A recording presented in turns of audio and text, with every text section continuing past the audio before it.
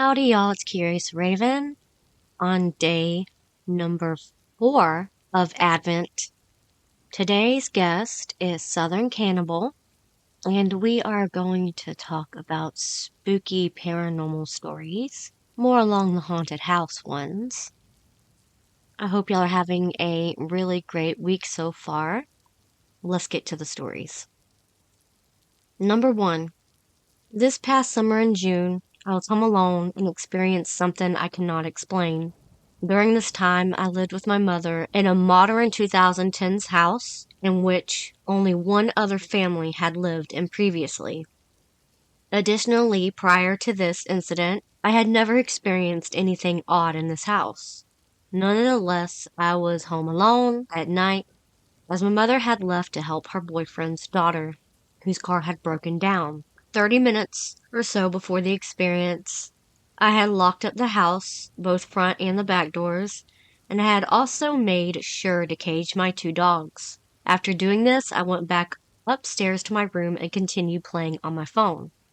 While playing on my phone with the volume nearly all the way up, I suddenly and clearly heard rapid footsteps bounding up the stairs, which led directly underneath my room, followed by a loud door slam. I was immediately frightened by the sudden commotion and thought that maybe my mom had arrived early, but it was completely out of character for her to slam the door or run up the stairs. However, while still in my room, I called my mother's cell phone. She answered, and she said she was over an hour away on her way back to the house. When she told me this, I immediately began to sweat and shake. After waiting a few minutes, I got the courage to run down the stairs and out of the house. When I made it downstairs, everything was still locked, and my dogs, oddly, had not even barked once. Still spooked, though. I left and didn't come back for over an hour. I still can't make sense of what happened, as I had previously locked the entire house up. I was the only person home. My dogs didn't make a sound and were in their cages, and I heard both of the footsteps and slam very loudly, and not faintly, over the sound of my phone. Any thoughts?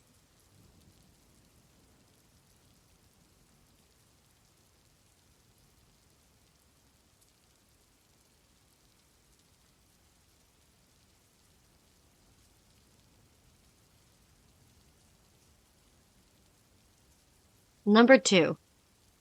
In my house growing up, my family and I always felt like our house was haunted. However, we were never worried because nothing bad ever happened. My mom recalls seeing shadows sometimes in the corner of her eye go past her doorway and into my room. We would always find cupboards in the kitchen opened. One night I went into the kitchen, probably around 2 a.m., and every cupboard was open, including the fridge and freezer. I was like, yeah, I'm not dealing with that, and took my scared ass back to bed. Anyway, the one night I wanted to talk about, I woke up from my mobile phone ringing. I think I was 15 at the time. So I woke up, still half asleep, put my phone to my ear, and was talking to someone. But this voice was kind of making sounds and mumbling. Kind of like a demon voice, if you will. As I started to wake up a little more, I looked at my phone and realized it was dead. First, how the fuck was it ringing? And secondly, who the fuck was I talking to? Well, the voice didn't stop. As I laid there still hearing this weird fucking voice, which still creeps me out, I even notice there is this fucking shadow standing next to my bed. Not at the end of my bed, like right in my face. Obviously, being scared, I pulled the blanket over my face, and then a few moments later, I got the odd feeling, which I can only describe as that I was being electrocuted. I don't know. I've only ever told my mom and my girlfriend about this experience. People could tell me I was dreaming. Yeah, no. I know I wasn't because I was awake, too scared to sleep for the next few hours, and then the sun came up. I don't know. It was just really weird. I remember another night, just quickly. I had a dream a vampire was biting me on my leg. Why the fuck would a vampire bite a leg? Anyway, I woke up, and I could literally feel where it was biting me. But there was a bite mark. Not much happened other than the part from cupboards always being opened. My sister told me She would hear footsteps when she was home alone, though. I've heard them too. That could be anything.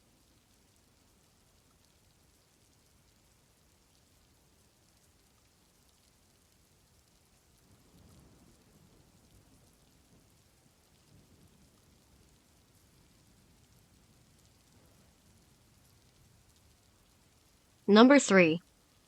I have a short story to share that happened last night. Let me start by saying I'm a pagan. I practice pagan beliefs, and I salt my house at least once a month. I find it ironic that in a month that I don't salt my house, this actually happens. My husband is in the Marine Corps, and we're currently in the process of moving. We've been sleeping in the living room as we are getting our bedroom packed up for the PCS move. Anyway, we have a small dog, very small, no more than like 25 pounds. Last night, she would not stop scratching, barking, and growling at the sliding door. Please note that we live behind the woods. I grew up in the South, so legends of SW are prominent, and people really do believe in them here. Anyways, we've never been in the woods beside our home since we bought it almost 2 years ago, as we've always gotten bad feelings from the woods. The way our living room are set up is an open concept, so you can see inside the kitchen. We have a large sectional couch that covers the living room. Last night I was behind the couch cleaning up and decided to look in the kitchen at the sliding door because the dog would not stop barking and growling. There was a dark figure with purple glowing eyes. I would say like a dark shadow. And the eyes were glowing purple. It looked like a silhouette of a man. But I got the most dreadful evil feeling from it. Please note that I've had positive encounters with spirits, and that I'm clairvoyant myself and professionally read tarot. My grandpa passed probably about 4 years ago, and I've seen his spirit here. I got nothing but pure love and joy from that. This was the complete opposite. I decided to think rationally for a second, and then I started to think, maybe it was a deer. There's no way there is deer in our yard, as it is 100% gated off in the back. There's no way for someone to get in or out without us knowing, because we have alarms and sensors throughout the whole property. Anyway, I had my husband go around and salt the house. As soon as he got done salting, it stopped the dogs from barking, and it didn't see anything else. Any idea what this could have been?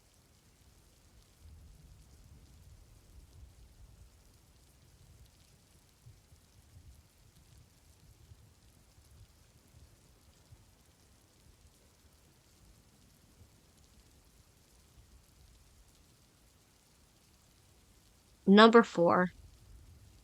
For context, I am 22 male, moved in with my girlfriend 24 female, about a year and a half ago into this apartment.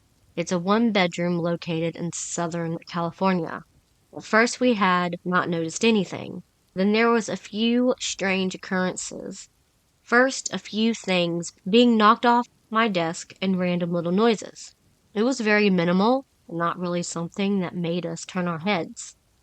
Then, one night my girlfriend, Kat, and I were sitting in bed, and this hanging chair we have for our cat began to move back and forth on its own. I pointed and stared in disbelief. My girlfriend was baffled, and our cat reacted to the area behind that chair. He got up from the bed and began investigating and stalking the area behind the chair. It was really creepy, but he returned to bed soon after we decided to just ignore it. There was one other incident involving that chair, and then another incident, my air freshener in my car. To put more context to the incident in my car, I was at a full stop, and there was no reasonable explanation for it to have occurred. Since this time, I've been plagued by nightmares. Ghoulish beings, beings with no faces, beings who are just very malformed. I have been prone to night terrors my whole life, and I suffered from them frequently as a child and somewhat as an adult. Now, it's nearly every night, and I have always wake up begging my girlfriend to turn on the light after witness terribly gory, spine-chilling things play out. I have also always been relatively sensitive to haunting me. Many places I've lived and have some form of activity. Now, I know that I'm about to say is going to sound far-fetched. It's going to sound crazy, but as I was looking around after hearing a strange noise, I saw something out of the corner of my eye that resembled a humanoid, like that from my nightmare, hunched over in the corner of my dining room. It was horrifying, and it's been plaguing my mind today. I just want to know other people's thoughts. I'm happy to answer any questions.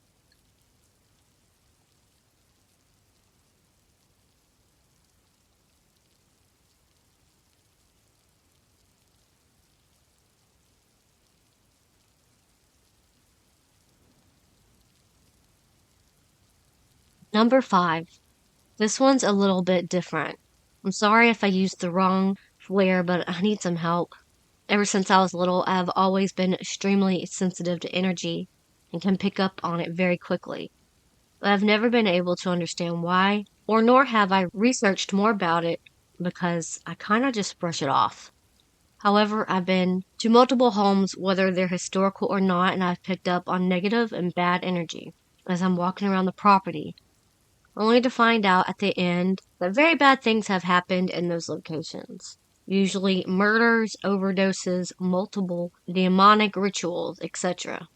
I can't help but feel like these locations speak to me on a spiritual level, and I can feel the sadness, anger, and residual emotions from these horrific events almost like I was there. This has happened to multiple occasions and is very strange to me, to be quite honest. Recently, I went to an abandoned home. It was a location of an unfortunate murder where a mother drowned her baby and killed herself, and I picked up on a very sad energy, almost like the souls were lost and trapped in this location with no hope of moving on, and I began to cry. I felt a heartbreaking pain in my chest, and I wondered if I was feeling the mother's pain. Once we were back outside, those feelings fell off like a shroud. I can't help but believe I'm a sponge. Someone help me identify what this phenomenon is called. I take care of myself very well spiritually, and I deny any attachment when I feel that they or something wants to follow me. Many of my friends can't seem to understand it either.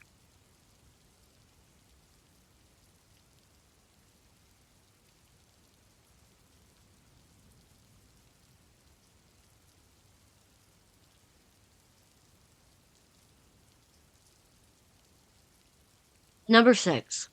I'm an open-minded skeptic and will naturally go to every logical explanation before admitting that what I experienced was real. When I was a teenager, I was in a relationship with someone who had lost his mother at a young age. She had unintentionally killed herself, and he and his younger brother had discovered her after school. I lived with him from the ages of 16 to 19, and what went on in that house was mental. I have noted a few experiences, but not all. Myself and my brother were downstairs one afternoon with no other person in the house. From the bedroom above the living room, there were 3 loud bangs on the ceiling, followed by footsteps, which can only be described as running away across the landing. We cautiously investigated, but there was nobody there. We blamed each other and then nervously sat back in the living room to finish our film. It happened again 3 times. I was convinced the brother had someone upstairs and was messing with me, but I soon realized he was terrified. They had a party not long after, and one of the girls got sick. We put her in a room and went back downstairs. Within 10 minutes, she ran down the stairs screaming that a lady was stroking her face and whispering to her. Then she disappeared. The girl described the boy's mother as the person she had seen. Their mother was a very distinctive person, but this girl had never met her, and there were no photos of her around. When 9 months pregnant, I saw her standing at the bottom of the hall just staring at me. I put this down to hormones, etc. But even before I was pregnant, I would hear her wailing, doors slamming, and see women's legs walk from a particular room. I moved out after the baby was born and the house was sold years later. I have since found out that one of the families that have lived there reported stuff going on that they could not explain.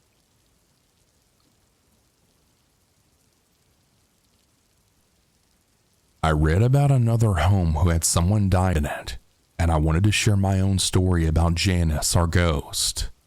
We bought our home before we had kids, and unbeknownst to us, there was a lady who died in our kitchen. Our neighbor found her. So we move in and are just a happy young couple. When things first started happening, we would freak the fuck out. Once we had kids, things started to die down, but there have still been a few occurrences. The first thing I remember are the backyard floodlights turning on. Janice had a dog, according to the neighbors, and when we moved in, we had 3. I wouldn't turn on the floodlights when the dogs go out, just the back porch. But there have been many times that I've let the dogs in and checked the backyard, and sure enough, when I leave the kitchen and start to go up the stairs, I can see out of the landing where there's a window nook and window, the lights will be on. I have since replaced every single switch and outlet in the house. It still happens, and the paddle switch will be flipped up when I go back down. Second is even crazier. After we moved in, we redid the kitchen. I should note that Janice was a hoarder, and there was a full professional clean out before we bought it. One morning we came down, maybe a year or so after we bought the house, and there was a blue envelope on the counter with logbox keys. It was out of nowhere.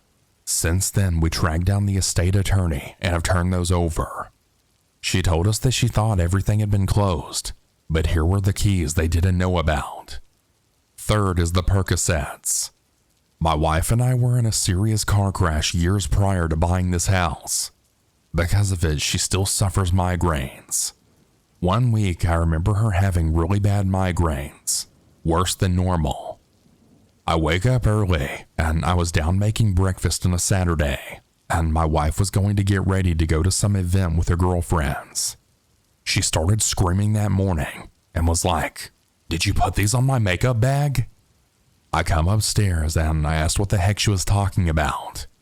Now, she keeps a makeup bag on the bathroom vanity. Between the vanity and ceiling is nothing, so nothing could have fallen. Laying on top of her makeup bag were Percocets with Janice's name on them.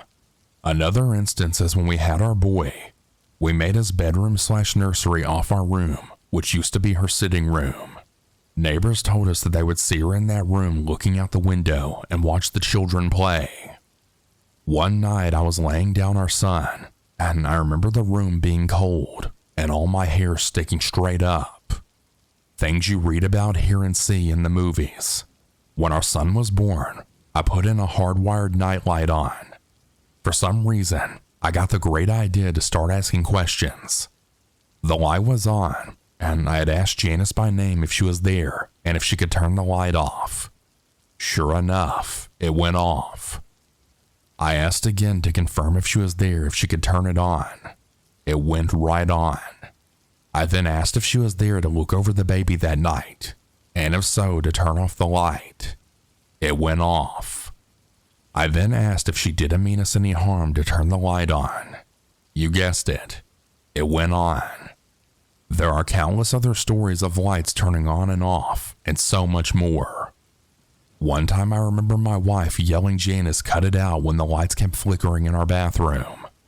Occasionally I still get that cold feeling and hair sticking up, but since having our kids, things have died down a lot. We figure she's still there, just like a roommate that won't leave. We aren't afraid of her, and we honestly see her as someone who's just still watching over the home and our family. That was it for today's stories. Thank you to Southern Cannibal for always joining me. I really love doing videos with him because we both have Southern accents, and it's just cool. I'll see y'all tomorrow for day 5. I love y'all so much. Remember, it's scary out there. Like and subscribe.